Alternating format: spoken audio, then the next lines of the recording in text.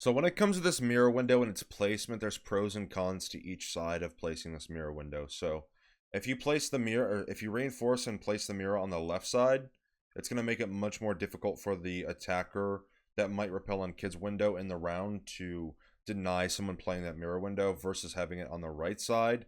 You know, he can very easily get on the window repel, shoot the mirror window open, and now, you know, you have an open mirror window leading into attic. But if you put the mirror window on the left side and then put the rotate on the right, you now allow the attackers to cut off the rotation ability from attic into kids. So just wanted to touch on this. You know, there's pros and cons when it comes to this mirror window. It's a very common mirror window to place when she is open, just because she denies such an important piece of map control from the attackers. What is going on, guys? 821 Mayo here, and in today's video we are going to be having ourselves another viewer VOD review video. So looking at the viewer's VOD form, he basically sums up his whole experience and time playing the game. So he started 2 years ago, had some people that he played with, he stopped playing with them, and then he found some new people, and then he also stopped playing with them as well. But he says specifically that he wants constructive criticism on his game sense as well as positioning, and he says that his game sense has gone down over the years, so he would like to bring it back. And he says word for word that he wants me to obliterate the VOD, so if I see any issues, I will definitely touch on them. But with all of that being said, let's jump into the VOD itself.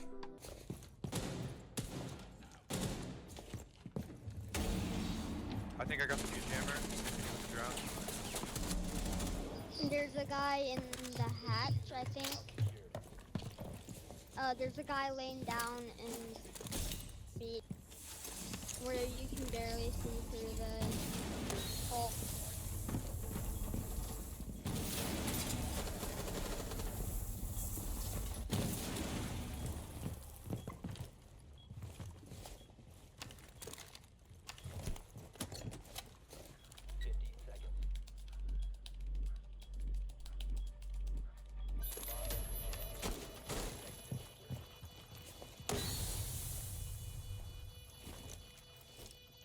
Okay, so we have gone through an entire round, and I have no idea what's happening. I don't. You entered the building at 1 minute and 50 seconds, 1 minute and 48 to be exact. You opened attic wall at 1 minute and 10 seconds, with a Thatcher, keep in mind. I'm not sure what's happening, but I think it's safe to assume that you're a little lost when it comes to attack. So, with that being said, in order to properly attack a round, think about what you're going to do before the round starts. This is something that I go over a lot in this series. And, you know, I tell people all the time whenever it comes to attacking is don't spend the time during the round to figure out where you want to attack. Because in the prep phase or in the droning phase for you, you usually know where the bomb site is. And if you don't, then you can make a pretty rough guess that's mostly accurate most of the time. But I'm not sure. Like, I really don't know what's happening during this round. I'm gonna be honest, I don't. You kind of just ran around, did some stuff, like, everything you did up until the point of you opening the wall was all pointless. Like, there was nothing productive being done. And also, I want to talk about the smoke canister here. So, instead of smoking you off, smoke off the enemy. That's like the #1 rule when it comes to smoke canisters, and for some reason people can't follow that rule. When you smoke that and there's no top white rotate, you're now allowing the mute to walk around wherever he pleases on the other side of the smoke canister. So he can walk all the way up to the smoke canister, you guys won't even know, and then, you know, he can walk through it. And no, also nobody's holding an angle onto the smoke canister either, which, you know, is kind of something you want to do when there's nothing else you need to really worry about in this area.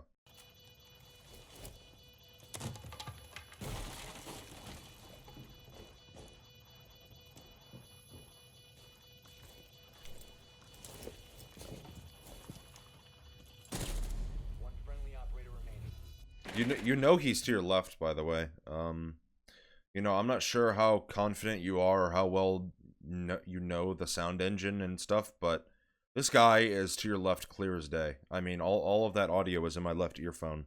So, like, that's a pretty, you know, general kind of tip when it comes to audio.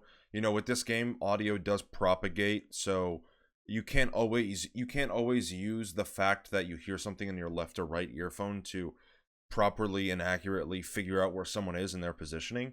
But you know this guy's to your left. Another reason why you know he's to your left is because the Thatcher is to your left in generator, and he's going to be holding an angle you know, towards trophy door or maybe attic door here. So you don't need to worry about this. You guys have a perfect crossfire, or not perfect, but you guys have a very loose crossfire on one another. If you look to the left here and the Thatcher's looking to his right, you guys now have a crossfire. And whichever way this mute is, you know, wherever he is, he's going to walk into one of those two crossfires. Does that make sense? So understand where your teammate's going to be looking, and then you play off of him, because you both are looking in the same direction here. And also, like, let me play this out again here. So, like, you hear this mute even before you stand up, or, like, as you're standing up. Right there, you heard him. You heard him, like, mini sprint or, like, shuffle or something over to the left here. So, that tells you directly, you know, where he is, just based off audio. And again, you know, you might not understand audio all that well, or whatever it might be. It really isn't too difficult to learn audio cues and kind of to figure out where people are positioned. All it really takes is, you know, 30 minutes, an hour in a custom game or something, just running around with a friend, you know, trying to figure out what you're hearing and test yourself, right? Challenge yourself. That's a really important aspect of this game, is challenging yourself. So if you don't understand audio, learn it.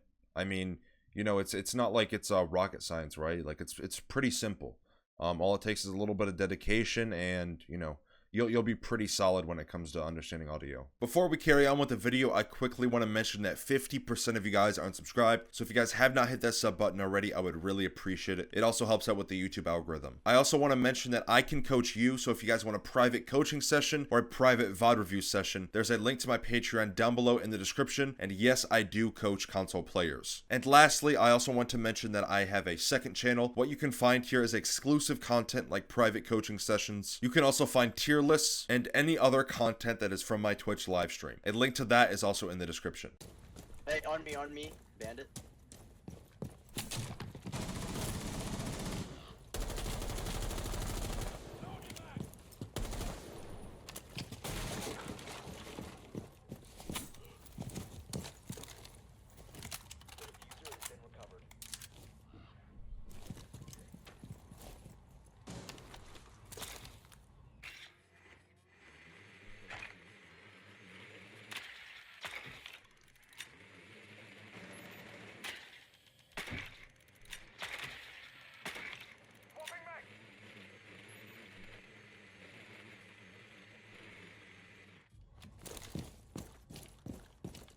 Yeah, godly. I took out the Valkyrie camera that was in there, so they don't know you're coming from there.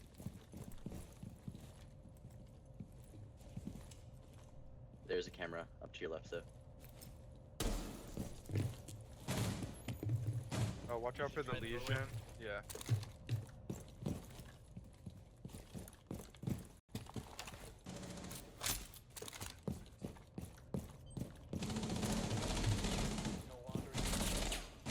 In a 2v2 situation like this, or it was a 2v3, but your ace got a pick on the Legion. In a 2v2 situation like this, you guys need to be together. The chances of the enemy flanking here are pretty low. I'm not going to say it's impossible, but when they have the advantage, and also there's this amount of time left, there's like a minute like 40 seconds. Usually they won't be flanking, they'll be playing sight. Again, you know, I'm not saying for a fact that they won't be flanking, but there's really no reason for them to, just because they can establish crossfires and stuff like that. And I understand that you're a less experienced player because you were around the silver to gold range, so you're an average player, so you might not have that much experience when it comes to thinking about a situation like this. But a rule of thumb, whenever you're in like a 2v3 or 2v4 or whatever it might be, if you have a teammate alive and you're at a severe man deficit, you need to be playing together and off of each other, so that way if in a situation like this, you know, one of you dies or gets injured, you have that ability to refrag, because you need to even the man count as much as possible. So there should never be the opportunity for the enemy to take a 1v1, win it, and not have a refrag happen. You know, if my teammate dies right next to me, I have the ability to refrag whenever that happens, or whenever that might happen rather. So make sure that you're always in that proximity and try your hardest to be. You won't always have that ability to refrag and be in that close of proximity, but if it's like a 5v5 situation, usually, you know, there's enough teammates alive to the point where you can play off of one another pretty close. You know, keep that in mind when it does come to a situation like this, especially where it's a 2v3, 2v2, especially a 2v2, because even if your teammate dies, you immediately refrag. Now the man count is pretty much even again. You know, it went from a 2v2 to a 1v1 now. The man count is still even. But yeah, like, when I'm watching you attack, it looks like you're lost in your attack. Like, you don't know what you want to do or how you want to do it. And this is something that I keep seeing and happening throughout viewers in their VOD reviews, is that they don't have a set objective. You need to set objectives for the round, so that way if you ever, you know, might lose track of it or something, you can get right back on track and figure out what you need to do and the next step you need to take for the round win, right? Setting these goals and these objectives for the round can keep you on track, so that way if you lose sight of the round, you still know what you're trying to accomplish. And I'm assuming this is solo queue, and there might be less coordination when it does come to solo queue versus a stack, but I solo queue every single season, and all it takes is basic communication, you know, a little bit of teamwork, and it's really not that difficult. So like, you and the ace can communicate with one another. It's both on you and the ace here, because he's playing pretty aggressive, not really with you, and you're also not playing with him. You're trying to leave a claymore on the flank, which doesn't make any sense. You don't understand what you're trying to accomplish. Does that make sense? Like, you're just kind of going with the flow with the round, and just, you know, it doesn't seem like you understand what you want to do. From the Valkyrie.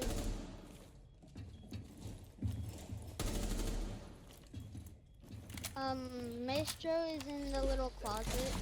So this is a great example of what I say in my tip videos and just my videos in general when I talk about owning an angle. You're in a 1v2 situation right now. You have roughly 20 seconds, 25 seconds. Well, now you have 13, but you did have, you know, 20 to 25 seconds when the 1v2 was established when your ace died. But you have a 1v1 in the Valkyrie right now. If you have a 1v1 in a 1v2, that's a huge advantage. That is not only a mistake that the enemy is making, but it's also a mistake that you're not capitalizing on. So when I say own an angle, you're doing the exact opposite here. You're not owning the angle. You're leaving up too many different possibilities and throwing the situation up in the air. If this Maestro and Valkyrie isn't holding a crossfire on you, and this Valkyrie just keeps peeking you like this, you need to own the angle, establish dominance over her, so that way you can get the kill and make it a 1v1 and then go about the round and, you know, winning the 1v1 and clutching and trying to plant whatever you want to do. But this is exactly the opposite of what I say, or what I mean when I say own your angles when you play the game. Like, you unpeaking, reloading, like, I understand you have to reload at the end of the day, but you're just unpeaking, kind of, you're playing the Valkyrie's game when it comes to the angles here. Like, you're not holding an angle, allowing her to peek into it, or even playing a little bit more aggressive on her. It's just like a trade back and forth. All she's doing here is wasting her time, and even though this might not be the best decision for the Valkyrie to make, you ultimately lose the round, and she's also wasting a lot of your time by doing this, and, you know, she also kills you at the end of the round. So, again, when I say own your angles, you have to make the enemy feel pressured to the point where they make a mistake, or you just kill them, right? Like, in a 1v2 like this, if you have a 1v1, that's a huge advantage. So take advantage of that, win that 1v1, and now man count is now even, so then you can go about taking the 1v1 and hopefully winning the round.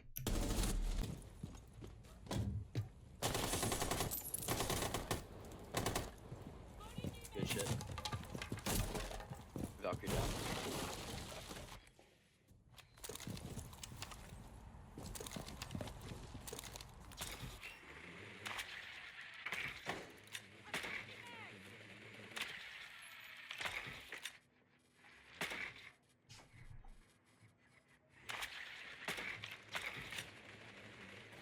I don't know if you're realizing this, but sight is completely free. There's a Valk cam in the top right corner that I saw. If you shoot this Valk cam, they have no info on you. You can plant default on wall or whatever it is. Again, this is what I'm talking about when it comes to solo queue and stuff like this. You know, solo queue isn't as bad as people make it out to be. It's just that people aren't willing to put in as much effort because they have a set expectation that solo queue is going to be more sucky than 5 stacking. And I'm not going to lie to you, you know, it's pretty rough sometimes, but so is 5 stacking. Like, I 5 stack every day, and I also solo queue almost every day. And, you know, with my solo queue series here on my YouTube channel, like, a lot of the time when it comes to it, you can bridge the gap of solo queuing versus 5 stacking pretty easily with basic communication. You know, I just said it a moment ago in this video, but, like, if I'm in this situation here and I'm droning the same way you are, I see the Velt cam, I see that site's completely free. I tell the Mav, he's big tower side right now, so low. I tell the Mav, rotate small tower, we can plant right now. Like, this is extremely free. You also have the gridlock, she's really dense with utility, you know, throw down the track stingers and the smoke canisters. You'll make the bomb site a hell in a cell in a short amount of time. With the plant going down versus, you know, the gridlocks and the pressure and stuff like that, like, this is a pretty free plant situation. You just gotta realize what you're being given and then communicate to your teammates. Are you playing? Oh, you're playing Frost?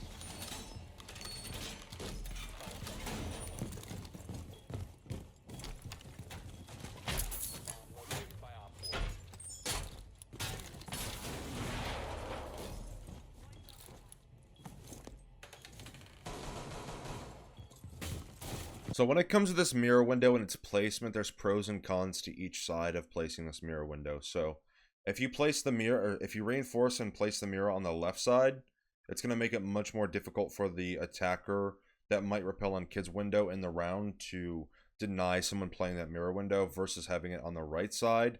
You know, he can very easily get on the window repel, shoot the mirror window open, and now, you know, you have an open mirror window leading into attic.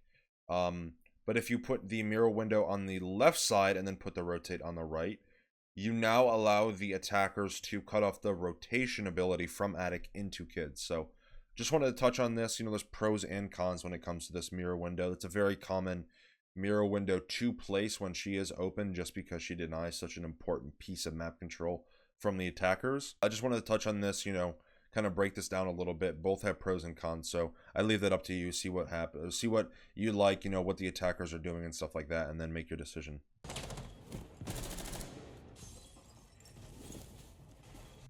Okay, so I want to talk about that audio cue that we just heard there of the glass breaking. So if we look at, you know, what that could be, it can't be gen window because it's already open where you're looking. It can't be big window. It can't be kids. And it can't be attic because all of those windows are already open and the glass has already been broke on them. So the only two places that glass could be breaking from is either small tower windows or bottom white stairs window. Now, this is a process of elimination, and you said you wanted to work on game sense. Well, a lot of the time when it comes to understanding positioning of the enemy and stuff like that, it's a process of elimination with callouts, info, and also audio cues. So it's basically process of elimination with info that you're being given. So the info that you're being given is you either hear someone breaking small tower windows to T2, or you hear someone breaking bottom white stairs glass on the bottom white stairs window. Now that we know that, we also need to account in the time. So what are the chances that someone is going to be breaking the glass on small tower T2 windows? Pretty low. Again, I'm not going to say it's impossible or it's not possible, but the chances of that happening versus white window are going to be lower just because the attackers now have to make that execution onto the bomb site. So what that tells you, also that ties in with the top white stairs door barricade being open now, is that it tells you that an attacker is most likely going to walk up white stairs, which is going to be the Zofia because she was just in gen window, and she also shoots at you. Also, you just heard a beeper or a proximity alarm.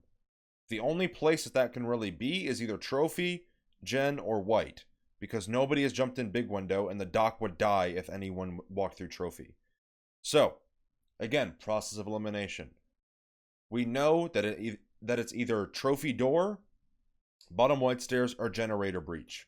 So, you know, one more time, process of elimination. You said you wanted to work on game sense, so this is a huge part of it when it comes to kind of understanding, you know, the game sense or the behind the scenes of game sense, so to speak. At least for me, you know, everyone thinks a different way, but for me to kind of get this info and stuff like that, I eliminate things that, you know, there isn't the possibility for. So you also hear the beeper, it gets shot, most likely means white stairs.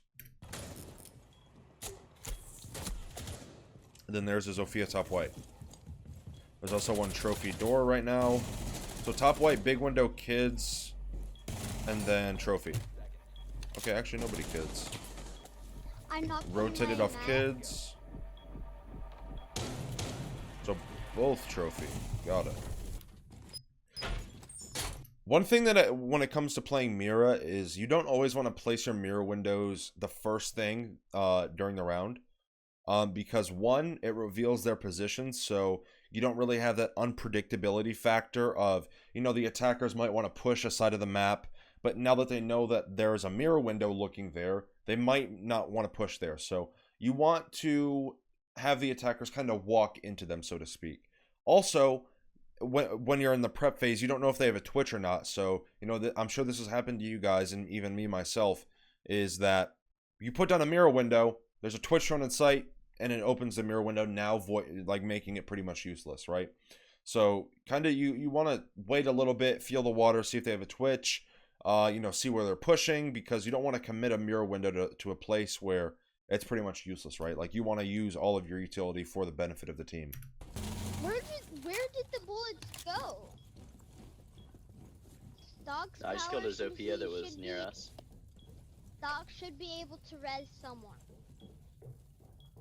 Just one person. That'd be kind of cool. That's unfortunate. Well, not really. I mean, that was your fault. So if you're gonna put a mirror window in E-box, you gotta reinforce that wall. Like, man, it's gonna be a hell in a cell for you in that room in E-box if you don't reinforce that wall. Because this is exactly why. Like, even reinforcing this wall, like, you don't have to reinforce both of these, but definitely get the left side wall, because, you know, they might open E-box hatch, they might walk into bunker, they might shoot you through the E-box wall to T1 stairs, right? So at least reinforce this left wall, so that way you deny this angle and possibility of them shooting the wall open, either shooting you or opening the mirror window, making it pointless, or useless rather. Mirror windows are a pain to get rid of, especially on a bomb site like this where there's no vertical pressure that is, you know, able to be applied. It makes it really difficult for the attackers to deal with them, so you have to understand how important they are and then keep them alive as long as possible, so that way you can get the most amount of benefit from them. But yeah, like, you got to understand the angles that you can die from. This is what, you know, this is something I talk about a lot throughout my VOD review series, and kind of to help people with positioning is look around, take 3 seconds, 5 seconds, however much time you need, look around, see where you can die, see what angles they can use against you, see what you can use against the enemy, think about situations that, you know, might happen, you know, depending on where the attackers are pushing from, just so that way you can prepare yourself a little bit more for the possibilities of the round, because you don't want to be caught in a situation with your pants down, right? Like, you want to be the most amount of ready you can be for whatever the attackers or defenders might try to throw at you, and you know, you need to be able to tackle those situations. So when it comes to positioning and stuff like that, like, look around, see where your teammates are, see where you can die from, take those 3 to 5 seconds, figure out, okay, this is where I can die from, how am I going to deal with this, stuff like that. Like, simple stuff can really go a long way, as well as with positioning. It's very info based, so like on defense, figuring out where the attackers are pushing from, so that way you can put yourself in a better position. Just very basic and simple stuff like that goes a long way in this game. And, you know, it might seem simple, and, you know, that might not have any benefit from me, you might say to yourself, but a lot of stuff can help you. You just need to know how to use it to your advantage. But that is going to be the end of the VOD. To the viewer, I hope this video helped you out, and I'm looking forward to a future submission. But before I go, I quickly want to mention one more time that 50% of you guys aren't subscribed, so if you guys have not hit that sub button already, I would greatly appreciate it. I also want to mention that I'm doing coaching, so if you guys are interested in a VOD review session like this one, but that is much more in-depth and longer, there's a link to the Patreon down below in the description, where all of the info you need can be found. And yes, I do coach console players. And I also want to mention that I have a second channel, so if you guys already enjoy my content and want to see more from me, there's a link to the second channel down below, as well as the link to the Wichita Wolves, which I am a content creator for, so make sure you guys go show them some love. But with all of that being said, I hope you guys enjoyed, I hope you learned something new, and I will see you guys in the next video.